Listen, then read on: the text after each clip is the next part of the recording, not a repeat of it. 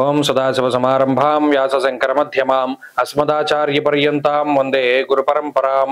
జ్యోతిష్ శాస్త్రాన్ని భావితరాల వారికి ప్రసాదించిన ఋషుల యొక్క పాదపద్మాలకి నమస్కారం చేసుకుంటూ, అలాగే నాకు జ్యోతిష విద్యను నేర్పిన గురువర్యులు జ్యోతిష బ్రహ్మ కీర్తిశేషులు శ్రీ ఏరంకి సూర్యనారాయణమూర్తి గారు, సూర్యశ్రీ దేవజ్ఞ గారి యొక్క పాదపద్మాలకి నమస్కారం చేసుకుంటూ, ఓం శ్రీ మహాగణాధిపతి నమః, శ్రీ గురుభ్యో నమః, హరి ఓం. వీక్షకులందరికీ నమస్కారం. తులారాశి వారికి ఈ వారం అద్భుతమైనటువంటి వారంగా చెప్పవచ్చు. కారణం ఏమిటి అంటే, ఈ రాశి వారికి లాభస్థాన స్థిత గ్రహాలు చాలా గొప్పగా యోగిస్తూ ఉండడం. షష్ఠ స్థాన స్థితి శనేశ్వరుడు, అలాగే ఈ వారంలో చంద్రబలం ప్రధానంగా ఉండేటువంటి పరిస్థితులు. సప్తమ స్థానంలో చంద్రుడితోటి వారం ప్రారంభమై దశమంలో ఉండేటువంటి చంద్రుడితోటి వారం క్లోజ్ అవుతూ ఉన్నది. చాలా గొప్ప విషయం. దశమస్తో యదా చంద్ర యత్ర కార్యార్థ సాధనం అన్నది శాస్త్రం. ప్రత్యేకించి పలానా పనులు మనకు అవ్వట్లేదు, చాలా ఇబ్బంది పెడుతున్నాయి, ఏదో ఆటంకాలు వస్తున్నాయి అనుకునేటువంటి తరుణంలో అటువంటి పనులన్నీ కూడా వారం చివరిలో ప్రారంభం చేస్తే అవన్నీ కూడా ఎటువంటి ఆటంకాలు లేకుండా పూర్తయిపోతాయి.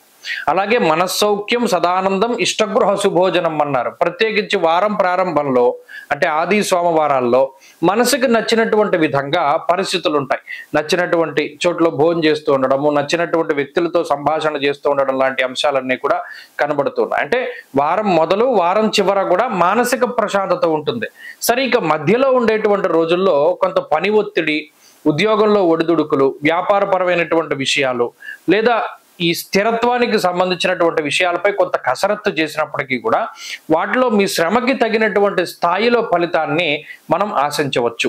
ఇక్కడ భాగ్యస్థాన స్థిత రవి విచారే నవమే రవౌ అన్నారు. ఇక్కడ రవితో కలిసి ఉన్నటువంటి గురువు మౌఢ్యములో ఉన్నటువంటి గురువు అయినప్పటికీ కూడాను ఆయన ఇచ్చేటువంటి ఫలితాల్లో వ్యత్యాసం ఉండదు. ప్రత్యేకించి ఈ ఆర్థిక సంబంధమైనటువంటి విషయాలు, భూ లావాదేవీలకు సంబంధించిన విషయాలు, కోర్టు కేసులకి సంబంధించిన విషయాలు, జీవిత భాగస్వామికి సంబంధించినటువంటి విషయాలు, ఇవన్నీ కూడా ఒక కొలిక్కి రావడానికి అవకాశం ఉంటుంది. క్రియాశీలకమైనటువంటి ఒప్పందాలు, కీలకమైనటువంటి పదవులకి సంబంధించిన విషయాలు, లేదా ఏదైనా పరీక్ష రాస్తే వచ్చే రిజల్ట్లు, ఏదైనా ఇంటర్వ్యూ అటెండ్ అయితే వచ్చే రిజల్ట్లు, ఇవన్నీ కూడా తులారాశి వారికి చాలా అనుకూలంగా 90% అనుకూలంగా ఉండడానికి అవకాశం ఉంటుంది. కాబట్టి అన్ని విధాలుగా కూడా ఈ వారం తులారాశి వారికి చాలా అద్భుతమైనటువంటి ఫలితాలని ఇస్తూ ఉన్నది.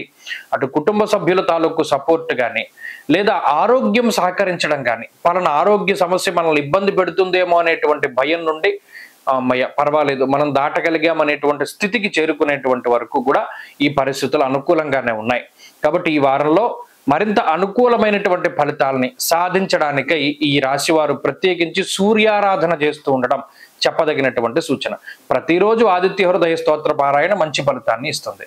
ఈ వారంలో కలిసి వచ్చేటువంటి రోజు శనివారంగా చెప్పవచ్చును. అదృష్ట సంఖ్య 1, అదృష్ట వర్ణము నీలము. తదుపరి వృశ్చిక రాశి.